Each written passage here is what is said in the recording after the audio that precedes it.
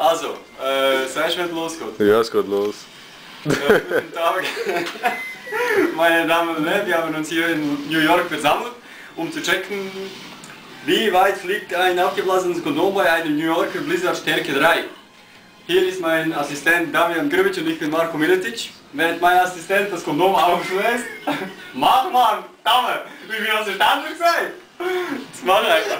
Während mein Assistent das Kondom auflässt, erkläre ich Ihnen die folgenden Fakten. Hier für die Kamera, das ist der Wolkenkratzer, wir sind hier. We are here. Flying 1.4a.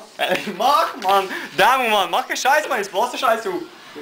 Hauptsache Avatar läuft im Film. Hey, ich bin keine Frau zum Blasen, Mann. Jetzt mach jetzt.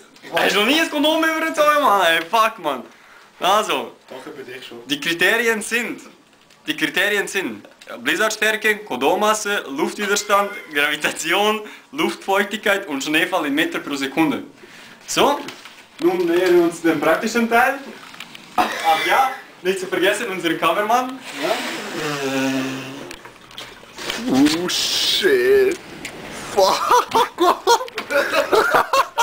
Shit. Hey, wo ist jetzt mein Assistent? Holy shit. Wo ist mein Assistent? Blas mal, blas, weiter. Das Kondom kann... Weiter. Okay, ist gut. Das lange jetzt schon mal gemacht. Also, jetzt? Ja, jetzt musst du es denken. Zumachen. Ah, Mongo. Ich suche mir einen anderen Assistenten. Bewerben Sie sich unter www.ichwilldeinassistentwerden.ch. Was ist das? Fick dich mal. Ist gut, Mann, Jetzt ist jetzt. sogar Schnee drin. Jetzt gehen wir raus, Mann. Hauptsache alle mit... Jetzt gehen wir raus, Mann. Alle raus. Da, dein Assistent. Okay. Hab nicht. Okay. Attention, please. Dort.